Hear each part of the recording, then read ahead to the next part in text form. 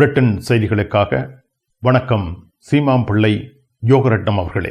வணக்கம் திரு எஸ்.கே. ராஜன் அவர்களே. வணக்கம். பிரிட்டன் நாட்டில் அரசியல் குழப்பம் ஏற்பட்டிருக்கிறது.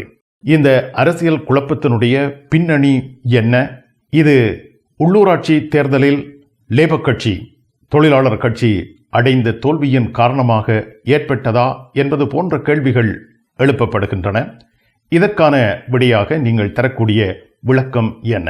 உண்மையில் எதற்காக நடக்கிறது என்னும் பொழுது மிக இலகுவான பதில், கடந்த 7ஆம் தேதி மே மாதம் 7ஆம் தேதி பிரித்தானியாவில் நடைபெற்ற உள்ளூராட்சி தேர்தல்களின் போது ஆளும் கட்சியான தொழிற்கட்சி அல்ல லேபர் கட்சி மிக மோசமான தோல்விகளை ஏற்றுக்கொண்டது. ஏறக்குறைய 1500 இடங்களை இழந்துள்ளது. இதனால் கட்சியில் உள்ளவர்கள் நிறையவே கோபமடைந்தார்கள். இது அப்படியே பார்த்தால் உண்மையில் இவரனால் தான் அது தோற்றதா என்பது உண்மை அல்ல. ஆனால் அப்படியான உருவம் ஏற்கனவே கட்டி அமைக்கப்பட்டு கொண்டே வருகிறது. உதாரணமாக நைஜல் ஃபராஜ் என்பவருடைய வருகையின் பின் சிறிதாக உள்ளூராட்சி மன்றங்களை கைப்பற்றி கொண்டு வந்தார். இந்த முறை 7ஆம் தேதி நடைபெற்ற இந்த தேர்தலின் போது அவருடைய பிரச்சாரங்கள், அதாவது சகல தவறுகளுக்கும் இந்த அரசாங்கம் அல்லது இந்த பிரதமர் காரணம் என்ற மாதிரி ஒரு பிரச்சாரத்தை மோசமாக செய்து கொண்டு வந்திருந்தார். அது குடிவரவு, இமிகிரேஷனாக இருக்கலாம், அல்லது இந்த பொருளாதாரம் சம்பந்தமாக இருக்கலாம், அல்லது வெளிநாட்டர், முக்கியமாக வெளிநாட்டவர்கள் வருகையினால் இந்த நாடு குட்டிச்சுவராகிறது என்றும் அதற்கான கட்டுப்பாடுகளை கொண்டு வர வேண்டும் என்று பொதுமக்களிடையே செய்த பிரச்சாரமானது மக்களுக்கு நைஜல் ஃபராஜ் மீது ஒரு நம்பிக்கையை கொடுத்து, இவர் வந்தால் இப்படியான கட்டுப்பாடுகளை கொண்டு வருவார், இப்பொழுது இருக்கும் அரசாங்கம் அதை செய்யவில்லை என்ற ஒரு எண்ணம் கொடுக்கப்பட்டதனால் பொதுமக்கள் மத்தியில் அந்த எதிர்ப்பு தோன்றியது. அந்த எதிர்ப்பை சாதகமாக பயன்படுத்தி கொண்டு இப்பொழுது உள்கட்சி பூசல்கள் நிறைவே வளர்ந்துள்ளன. எதற்காக இந்த ஆர்ப்பாட்டம் நடக்கிறது அல்லது இவரை ராஜினாமா பண்ண வேணும் என்ற ஒரு கேள்வி எல்லோருக்கும் எழுகிறது. இதற்கு பல காரணங்கள் இருக்கலாம். ஒரு காரணம் தான், அதாவது கடந்த வாரம் நடைபெற்ற தேர்தல் தோல்விதான் காரணம் என்று ஒரு தடவையாக அதுதான் பதில் என்று கூறுவதை நான் என்ன பொறுத்தவரை அது ஏற்றுக்கொள்ள மாட்டேன். ஆனால் அது ஒரு காரணமாக அமைந்து விட்டது. காகம் இருக்க பிணம்புலம் விழுந்த கதையாயிருக்கிறேன் என்றால், இந்த எதிர்ப்பானது கடந்த 2 வருடமாகவே இவருக்கு எதிராக ஆரம்பித்து விட்டது. அதில் இவர்கள் செய்த சில தவறுகளும் அங்கே வந்திருக்கின்றன. உதாரணமாக லேபர் கட்சி என்றால் அது ஒரு தொழிலாளருக்கு ஆதரவான கட்சி என்று ஒரு எண்ணம் இருந்தது. ஆனால் இவர்கள் பதவிக்கு வந்தவன் சில தவறான முடிவுகளை எடுத்துக்கொண்டார்கள். உதாரணமாக இந்த பென்ஷன் வயதில் உள்ளவர்களுக்கு ஒவ்வொரு வருடமும் குளிர்காலத்தில் அவர்களுக்காக ஒரு அரச கொடுப்பனவு கொடுக்கப்படுகிறது. இந்த குளிர்காலத்தை அவர்கள் போக்குவதற்காக வீட்டில் உள்ள குளிரூட்டிகளை அல்லது இந்த வெப்பத்தை வீட வெப்பமாக வைத்திருக்காக பாவிக்கிற செலவுக்காக கொடுத்த தொகையை இவர்கள் வந்தவுடனே நிப்பாட்டி விட்டார்கள். இது மிகப்பெரிய ஒரு தாக்கத்தை ஏற்படுத்தியது. ஆகவே வயோதிபர்கள் இந்த பென்ஷன் வயதில் உள்ளவர்களுடைய பொறுப்பை மிக இலகுவாக பெற்றுக்கொண்டார்கள். இதன் பின் இந்த கொடுப்பனவுகள், அரசாங்க கொடுப்பனவுகள் என்று சொல்லி 2 பிள்ளைகளுக்கு மேல் பிள்ளைகள் இருந்தால் 2 பிள்ளைகளோடு தான் கொடுப்பனவு நிற்க வேண்டும், அதுக்கு மேல் கொடுக்க கூடாது என்று இவர்கள் கொண்டு வந்ததில்லை. முன்னே அரசாங்கம் கொண்டு வந்த அந்த திட்டத்தை முறியடிக்கணும் என்று லேபர் கட்சி, தொழிற்கட்சியில் உள்ள பாராளுமன்ற உறுப்பினர்கள் பாராளுமன்றத்துக்குள்ளே போராடினார்கள். ஆனால் அதனை இவர்கள் செய்யவில்லை. இதனால் இவர்கள் மீது உள்ள வெறுப்பு அதிகரிக்க ஆரம்பித்து விட்டது. ஒன்றன் பின் ஒன்றாக இப்படி வரும் பொழுது இது மற்றவர்களுக்கு சாதகமாயிருந்தது. அதே நேரம் இவர் வந்த பின் இந்த அகதிகள் வருகை, பிரான்சிலிருந்து ஊடாக சிறு படகுகள் மூலமாக வருவருடைய தொகை மிக மோசமாக அதிகரித்து கொண்டு போகும் பொழுது இது நைஜல் ஃபராஜுக்கு ஒரு நல்ல சந்தர்ப்பமாக அமைந்தது. முன்பிருந்தே இவர் வெளிநாட்டவர்கள் வருகையினால் தான் இந்த நாடு குட்டிச்சுவராக என்றும் அவர்களுக்கு கொடுக்கிற கொடுப்பனவுகளை நிப்பாட்ட வேண்டும் என்று அவர் கூறிக்கொண்டு வந்திருந்த நிலையில் ஒன்றன் பின் ஒன்றாக நடந்த நிகழ்வுகள் பிரதமருக்கு எதிரான ஒரு அலையை ஏற்படுத்தியது. இந்த அலை இப்பொழுது இந்த கடந்த வார உள்ளூராட்சி தேர்தல் முடிவோடு சேர்த்து பார்க்கும் பொழுது மிகப்பெரிய அலையாக தோன்றியிருக்கிறது. பிரதமர் கீர் ஸ்டார்மர் அவர்களுக்கு எதிரான இந்த எதிர்ப்பு நடவடிக்கைகளில் வேறு சக்திகள், குறிப்பாக வெளிநாட்டு ஈடுபாடு இருக்கின்றது என்று நீங்கள் கருதுகின்றீர்களா? நிச்சயமாக என்னை பொறுத்தவரையில் பிரதமர் கியர் ஸ்டார்மர் மீது ஆன எதிர்ப்புகள் இங்கே உள்நாட்டில் மட்டுமல்ல, சில குறிப்பிட்ட நாடுகளில் இவருக்கு எதிரான ஒரு பிரச்சாரம் ஒன்று செய்யப்பட்டு இவர் பதவியிலிருந்து தூக்கி எறியப்பட வேண்டும் என்று கடந்த வருடம் அமெரிக்காவிலிருந்து ஒரு குரல் எழுந்தது. உங்களுக்கு தெரியும், இலான் மஸ்க் அவர்கள் தன்னுடைய அந்த இணையதள வசதிகளை கொண்டு சர்வதேச ஊடகங்களை வைத்துக்கொண்டு இந்த அரசாங்கத்தை, அதாவது லேபர் அரசாங்கத்தை தூக்கி வீச வேண்டும் என்றும், கடந்த வருடம் நடைபெற்ற அந்த உள்ளூராட்சி தேர்தலின் போது நைஜல் ஃபராஜுக்கு ஆதரவாக அவர்கள் பகிரங்கமாக வெளியில் வந்து இணைய வழியூடாக அவருக்கு ஆதரவு தெரிவித்து ஆளும் அரசாங்கத்துக்கு எதிரான ஒரு கருத்தை பிறப்பியிருந்தார்கள். ஆகவே இந்த எதிர்ப்பு இங்கிருந்து மட்டுமில்லை, இது அமெரிக்காவிலிருந்து வரும் எதிர்ப்பாக இருந்தது. அதன் அடிப்படையில் பார்த்தால் எதற்காக என்றால், அவர்களுக்கு இந்த வலதுசாரி அரசாங்கங்கள் உலகம் முழுக்க வர வேண்டும், எந்த ஒரு இடதுசாரியும் இருக்கக்கூடாது என்ற ரீதியில் இந்த இடதுசாரி அரசாங்கம், அதாவது லேபர் அரசாங்கத்தை வீழ்த்தோம் என்ற நோக்கில் அவர்கள் ஆரம்பித்தார்கள். ஆனால் இப்பொழுது அதை விட அடுத்த ஒரு காரணம் என்னவென்றால், இந்த மத்திய கிழக்கு நாட்டில் நடைபெறும் போரானது இன்னொரு சந்தர்ப்பத்தை அவர்களுக்கு கொடுத்துள்ளது. இந்த போரின் போது இஸ்ரேலுக்கும் பலஸ்தீனத்துக்கும் இடையிலான ஒரு கடும் எதிர்ப்பு மேலெழுந்த வாரியாக காணப்பட்டது. ஆகவே இந்த இஸ்ரேலினுடைய அநியாயங்களை தட்டி கேட்பதற்காக இங்கே பல ஆர்ப்பாட்டங்கள் வார நடைபெறும் பொழுது யூத இன மக்களுக்கும் மற்றவர்களுக்கும் இடையான ஒரு முருகன் நிலை காணப்பட்டு, அது யூத இனத்துக்கு எதிராக வேணுமென்றே இவர் செய்கிறார்கள், அதற்கு இந்த அரசாங்கம் ஒன்றும் செய்யவில்லை, அதற்கு இவர் எந்த பாதுகாப்பும் வழங்கவில்லை என்ற ஒரு கருத்தை உருவாக்கி இஸ்ரேலின் ஊடாக இவருக்கு பயங்கரமான எதிர்ப்பு வளர்ந்தது. இஸ்ரேல் என்னும் பொழுது அந்த யூத இனத்தை நீங்கள் எங்கு பகைத்தாலும் அது உங்களை கட்டாயம் தாக்கும். அப்படி என்றால் அமெரிக்கா எடுத்துக்கொண்டிருந்தால் அங்கே மிகப்பெரிய செல்வந்தர்களும் பெரிய வர்த்தகர்களும் அந்த பெரிய ஊடகங்களும் பெரிய ஸ்தாபனங்களும் இவர்கள் கையில் தான் உள்ளன. ஆகவே அவர்கள் ஒரு சிறு கருத்தை கூறினால் தீ போல எல்லா இடம் பெறவும். அப்படியான சந்தர்ப்பத்தில் சர்வதேச ரீதியாக இவருக்கு எதிரான ஒரு எதிர்ப்பு வளர்ந்து கொண்டே வந்தது. இதற்கு இன்னொரு காரணம் இருக்கிறது. புட்டின், ரஷ்ய அதிபர் புட்டினுக்கு பிரதமர் பதவிக்கு வந்தது விருப்பமில்லை. காரணம் என்னென்றால், அவர் ஆரம்பித்த உக்ரைன் போரை தடுத்து நிறுத்துவதில் எடுத்த முக்கியமான முயற்சிகளில் கியர் ஸ்டார்மரும் பிரெஞ்சு ஜனாதிபதி மக்ரோனும் மிக பகிரங்கமாக இயங்கி வந்தபடியினால் இவர்கள் மீதான எதிர்ப்பு பல விதத்தில் தோன்றியது. இது இப்படி இருக்கும் பொழுது இந்த அமெரிக்காவினுடைய கை எங்கே ஓங்குகிறது என்றால், அண்மையில் நடைபெற்ற இந்த ஈரானுக்கும் அமெரிக்காவுக்கும் அல்லது இஸ்ரேலுக்கும் எதிரான இந்த போரின் போது அமெரிக்காவுக்கு உதவி செய்ய பிரித்தானியா மறுத்துவிட்டது. இது பிரித்தானியா மட்டுமில்லை, பிரான்சும் சேர்ந்து ஜெர்மனி போன்ற நாடுகள் அந்த போரில் இவர்களை சேரும்படி கேட்ட பொழுது அவள் அதில் இணையவில்லை. அடுத்தது, பிரித்தானியாவில் உள்ள இராணுவ தளங்களை பாவிப்பதற்கு இவர் முழு சம்மதம் தெரிவிக்கவில்லை. இதனால் அமெரிக்கா கடும் கோபம் விட்டு இவரின் மீது கடுமையான தாக்குதலை தாக்கி இவரை தூக்கி பதவியிலிருந்து விலக்கினால்தான் எதிர்காலத்தில் தங்களுடைய திட்டங்களை இயக்க முடியும் என்ற மாதிரி ஒரு மறைமுகமான பிரச்சாரம் நடைபெற்றுக் கொண்டிருந்தது. ஆகவே அவருக்கு உள்ளூரில் உள்ள பிரச்சனை ஒரு புறம் இருக்க, வெளிநாடுகளில் உள்ள எதிர்ப்பும் காரணமாக இருக்கும் பொழுது இந்த பிரச்சாரம் செய்பவர்களுக்கு இது ஒரு நல்ல சந்தர்ப்பம் அமைந்தது. அதன் காரணமாக இவருக்கான எதிர்ப்பு வெளுத்து கொண்டு வந்தது. ஆனால் இப்ப இந்த உள்ளூர் என்னும் பொழுது பிரித்தானியாவில் உள்ள இவர்களுடைய சொந்த கட்சியில் உள்ளவர்களுக்கு ஒரு அச்சம் தோன்றிவிட்டது. நைஜல் ஃபராஜ் என்பவர் வளரும் வேகத்தில் அவரை தடுக்காவிட்டால் தாங்கள் அடுத்த முறை பதவிக்கு வர முடியாது, அதற்கு இந்த பிரதமர் சரியாக பணிபுரியவில்லை, ஆகவே அவரை பதவியில் இருந்து அகற்றி இன்னொருவரை கொண்டு வர வேண்டும் என்று ஒரு கதை ஒன்று ஆரம்பித்தார்கள். அது யாரை கொண்டு வருவது என்பது இங்கேதான் அந்த அரசியல் சூட்சுமங்கள் இருக்கிறது. பிரதமரினால் நியமிக்கப்பட்ட முக்கிய அமைச்சர்கள் பலர் அவருக்கு எதிராக மாறினார்கள். உதாரணமாக சுகாதார அமைச்சர் வெஸ்ட் ரைட்டிங் என்பவர் பல தடவை பிரதமருக்கு எதிரான அந்த பதவியில் இந்த விலகணும் என்ற கருத்தை வலுப்படுத்தும் வகையில் நடவடிக்கை எடுத்துக்கொண்டு வந்தார்.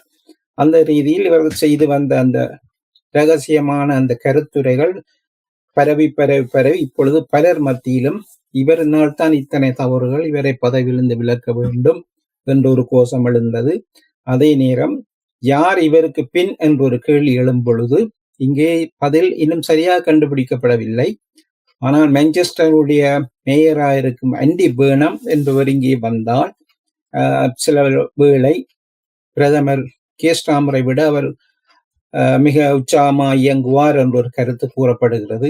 அது உண்மையா பொய்யா என்பது தெரியவில்லை. ஏனென்றால் இன்று சர்வதேச ரீதியில் கீர் ஸ்டார்மருக்கு இருக்கும் மதிப்பு உள்ளூரில் உள்ளவர்களுக்கு புரியுதோ புரியவில்லையோ அவருடைய உயரம் மிக உயரம். ஆகவே அவரை வீழ்த்துவதற்கு வெளிநாட்டு சக்திகள் கூட பிரச்சாரங்கள் செய்யும் பொழுது இங்கே உள்ளவர்கள் அதை கேட்டு தங்களையும் அதுக்குள் சேர்த்து தாங்கள் என்ன செய்கிறோம் என்று தெரியாமல் தங்கள் காலிலே மண்ணை கொட்டும் ஒரு நிலைமை காணப்படுகிறது. ஆகவே இது பிரதமருக்கு எதிரான ஒரு எதிர்ப்பு வளர்ந்து கொண்டு வருகின்றது. பிரதமர் கீர் ஸ்டார்மர் பதவி விலகினால் இதனால் லாபமடைய போகின்றவர் யார்? எந்த தரப்பு லாபமடையும்? இது எவ்வகையான விளைவுகளை ஏற்படுத்தும்? பாராளுமன்றத்தில் உள்ள அமைச்சர்கள் மத்தியில் நடைபெற்ற ஒரு உரையாடலின் போது கடுமையான முரண்பாடுகள் அங்கே காணப்பட்டன. தங்களுடைய உறுப்பினர் மத்தியில் உரையாற்றி இருந்தார், தான் பதவி விலகப் போவதில்லை, தான் தொடர்ந்து எடுத்த பணியை செய்வேன் என்று. ஓரளவுக்கு அமைதியாக இருந்தவர்கள் திடீரென்று ஒன்றன் பின் ஒருவராக அவர் பதவி விலக வேண்டும் என்று 20 பேர், 30 பேர், 40 பேர் என்று இன்று ஏறக்குறைய 80 பேர் வரை அந்த தொகை உயர்ந்துள்ளது. இவருடைய அரசாங்க கட்சி கொள்கையின்படி ஒரு கட்சியினுடைய 20% ஆனோர் பதவி விலகணும், அவர் பதவியை விட்டு இன்னொருவரை கொண்டு வருவோம் என்று கூறினால் அதற்கான தேர்தல் அதாவது அவர்களுக்கிடையே கட்சிக்குள்ளே ஒரு தேர்வு செய்யப்பட வேண்டும் என்பது ஒரு விதி. அந்த ரீதியில் இந்த தொகையை இவர்கள் கூட்டி வரும்பொழுது இங்கே உள்ள மீடியா, இன்னொரு பக்கம் இந்த ஊடகங்கள், இப்ப பிரித்தானியாவில் உள்ள ஊடகங்களை பற்றி உங்களுக்கு தெரியும், பெரும்பாலும் 90% வலதுசாரி ஊடகங்கள். இவற்றை இயக்குவதும் அமெரிக்க கம்பெனிகள் தான். பிரித்தானியாவுக்கு ஆதரவான அமெரிக்க கம்பெனிகள் பிடியில் தான் இருக்கிறது. அவருடைய பிரச்சாரம் மிக இலகுவா இருக்கிறது.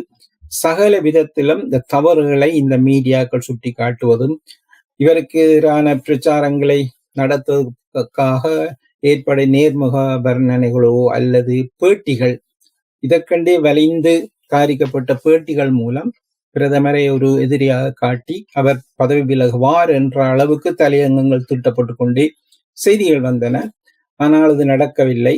பிரதமருக்கு ஆதரவானவர்களும் இருக்கிறார், இல்லை என்று இல்லை. இப்ப அவர்கள் ஒரு 100க்கும் மேற்பட்டவர்கள் ஆதரவான கடிதங்களை கொடுத்து தாங்கள் ஆதரிக்கிறோம் என்கிறார்கள். இருந்தாலும் இப்பொழுது ஒரு கேள்வி எழுதுகிறது, எவ்வளவு காலத்துக்கு இப்படி நடக்க போகிறது, எவ்வளவு காலத்துக்கு தாக்கு பிடிப்பார் என்ற சந்தேகம் எல்லாருக்கும் வரவே ஆரம்பித்து விட்டது. இன்று அவர் இல்லை, நான் என்ன காலம் கொண்டு ஓடி போவதில்லை, இந்த நிலையில் விட்டு நான் போவதில்லை என்றால், ஆனால் இந்த சட்ட அடிப்படையில் கூடுதலான உதாரணமாக 80 இருப்பது நாளைக்கு 100 120 உயரும் பட்சத்தில் அந்த தெரிவுக்கான நிகழ்வு நடந்தியாக ஒன்றும் அதை பிரதமரால் தடுக்க முடியாது. அப்படியான ஒரு கட்டத்தில் சில தடவையில் இன்னும் வரும் சில நாட்களில், அது நாளையா இருக்கலாம், 2 தினங்கள் கழித்தா இருக்கலாம், ஓரளவுக்கு பிரதமரே அதற்கு வழிவிட்டு செல்ல வேண்டிய நிலை இருக்கு. 2 விதமான கோரிக்கைகள் உள்ளன. ஒன்று, அவர் உடனடியாக ராஜினாமா செய்யும் என்று கூறும் ஒரு குழுவும், இல்லை முறைப்படியே அவர் தன்னுடைய பதவியை விலகும் காலத்தை அறிவித்து அதற்கான ஆயத்தங்களை செய்து அதை எப்பொழுது செய்ய போகிறார் என்ற கேள்வி எழுகிறது. அது இந்த வருடம் செப்டம்பர் மாதம் இந்த கட்சி மகாநாடுகள் நடக்கும் பொழுது அந்த மகாநாட்டை அடிப்படையாக வைத்து அதில் ஒரு புதிய தலைவர் தெரிவு செய்யப்பட்டு அவர் கட்சி தலைவராக மாறி பின்னர் பிரதமராக வரக்கூடிய வாய்ப்பு உண்டு.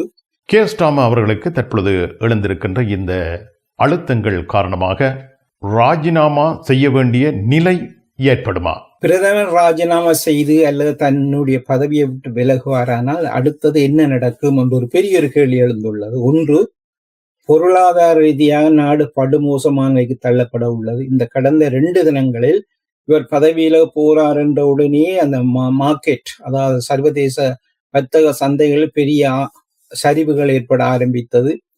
பொருட்களை விலை உயர்த்துவது, மற்ற இந்த நாடுகளுக்கு கடன் கொடுக்கும் நாடுகள், பொதுவாக அமெரிக்காவினுடைய மிகப்பெரிய ஸ்தாபனங்கள் தான் கடனை கொடுத்து இந்த நாடுகள் வர்த்தகங்களை செய்கிறது.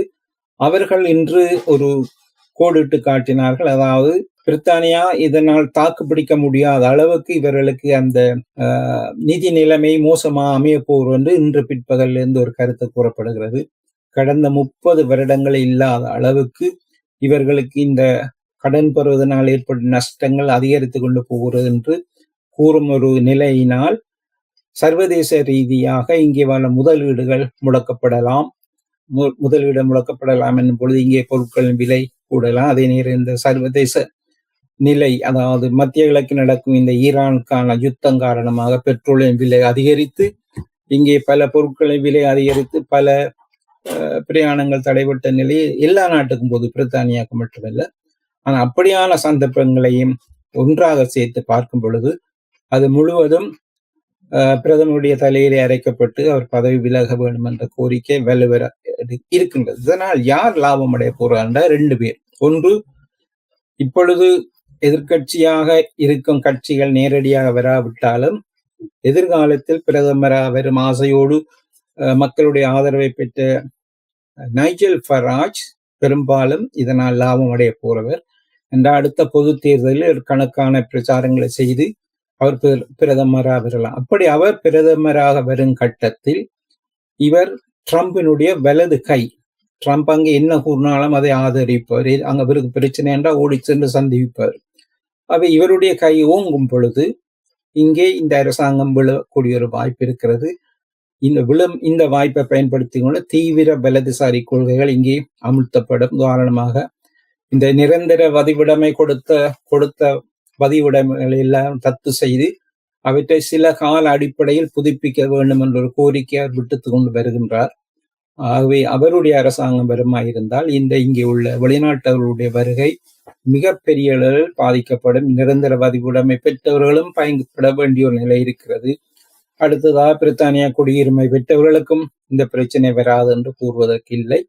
ஆகவே இது வெறும் பிரித்தானியாவில் சர்வதேச ரீதியாக பின்னணியில் ஒரு சதி இருப்பது போன்ற ஒரு தோற்றம் இருக்கிறது. நேரடியாக தெரியாவிட்டாலும் இந்த செய்தி மூலம் நாங்கள் அறிவது என்னென்றால் இது வெறும் பிரித்தானியா பிரச்சனை என்று நாங்கள் பார்க்கவில்லை. பின்னணியில் தீவிர வலதுசாரிகளுடைய கை ஓங்கி இருக்கிறது. அண்மையில் ஹங்கேரியில் பல வருடங்களாக வலதுசாரியாக இருந்த விக்டர் ஓபான் என்பவர் தோற்கடிக்கப்பட்டது அமெரிக்காவுக்கு நிறைவே கோபம். ஏனென்றால் அந்த தேர்தல் பிரச்சாரத்தில் அமெரிக்க துணை ஜனாதிபதி ஜேடி வான்ஸை வந்து பிரச்சாரங்களில் ஈடுபட்டார். இது உண்மையில் தவறான ஒரு நாட்டு அரசியலில் இன்னொரு நாட்டினுடைய அதிபர் வந்து ஈடுபடக்கூடாது. பகிரங்கமாகவே அவர் பிரச்சாரங்களில் ஈடுபட்ட பொழுதும் அந்த ஓபான் என்பவர் தூக்கி எறியப்பட்டு தோற்கடிக்கப்பட்டதனால் இது அமெரிக்காவுக்கு பெரிய ஒரு அவமானம். அந்த ரீதியில் இவர்கள் எல்லாவற்றுக்கும் ஒரு பழிவாங்க நடவடிக்கையாக பிரித்தானிய அரசாங்கத்தை வீழ்த்த வேணும். ஏனென்றால் அடுத்த வருடம் 2027 ஆண்டில் இருந்து பிரான்சில் ஜனாதிபதியுடைய பதவிக்காலம் முடிவடையும் பொழுது அங்கே ஒரு ஆபத்து காத்திருக்கிறது. அங்கேயும் ஒரு தீவிர வலதுசாரி கட்சியான RN கட்சியினுடைய ஆட்சி வருமாயிருந்தால் கூட்டி கழித்து பார்த்தா எல்லா இடங்களிலும் இந்த வலதுசாரி போக்கு காணப்படும் பொழுது பொதுவாக ஐரோப்பாவில் ஒரு நிலை தளர்ந்த நிலை காணப்பட இருக்கிறது. பிரித்தானியாவுடைய நிலை மிக மோசமான நிலைக்கு தள்ளப்படலாம் ஒரு அச்சம் காணப்படுகிறது. அது சரியாகவும் இருக்கலாம், தவறாகவும் இருக்கலாம். இப்போதைய நிலையில் நாங்கள் அதனைத்தான் கூறக்கூட இருக்கிறது. மிக்க நன்றி சீமாம் பிள்ளை யோகரட்னம் அவர்களே. மீண்டும் சந்திப்போம். வணக்கம். மீண்டும் நாளை மறுதினம் நடைபெறும் நிகழ்ச்சிகளை பொறுத்து நாங்கள் மீண்டும் ராஜன் நாங்களும் சேர்ந்து இந்த நிகழ்ச்சியை தொடர்ந்து செய்யலாம் என்று நினைக்கின்றேன். அதுவரை உங்களிடம் விடைபெறுகிறேன். மிக்க நன்றி. வணக்கம்.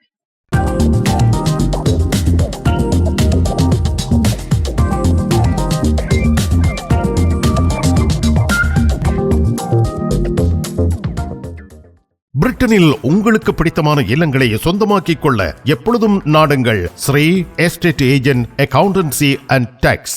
வீடுகள் வாங்குற விடயங்கள்ல எங்களோட தமிழ் மக்கள் உண்மையாகவே இந்த ஜனவரி பிப்ரவரி மார்ச்சுக்குள்ளே இந்த வீடுகளை நிறைய வாங்க வேணும். ஏனென்று சொன்னால் 1 ஏப்ரலில் இருந்து உண்மையாகவே இந்த ஸ்டாம்ப் டியூட்டி அதிகரிக்கப்படுது. ஆகவே எங்களோட மக்களுக்கு நாங்கள் சேவை செய்ய தயாராக இருக்கிறோம். கிட்டத்தட்ட 25,000 ப்ராப்பர்ட்டிகள் கடையில் வாங்கி கொடுத்துருக்கிறோம். அந்த வகையில் உண்மையிலேயே எங்களும் கொஞ்சம் மக்கள் வீடு இல்லாமல் இருக்கிறோம். அவர்கள் எங்களோட தொடர்புகளை ஏற்படுத்தும் போது அவர்களுக்கு மிக விரைவாக அந்த வீடுகளை நாங்கள் வாங்கி கொடுப்போம். ஆனால் ஏப்ரல் 1க்கு பிறகு அந்த ஸ்டாம்ப் டியூட்டி அதிகரிப்பதால் நீங்கள் கூடுதலான ஸ்டாம்ப் டியூட்டியை கட்ட வேண்டிய ஒரு நிலப்பாட்டுக்கு தள்ளப்படுறீங்க. ஆகவே எங்களை மிக விரைவாக சந்திக்கும் போது நாங்கள் மிக விரைவாக உங்களுக்கு அந்த வீட்டு பிரச்சனையை தீர்த்து உங்களுக்கு ஒரு சொந்த வீட்டுக்காரராக நாங்கள் மாற்றி அமைச்சு தருவோம். 333 Rainers Lane, Pinner.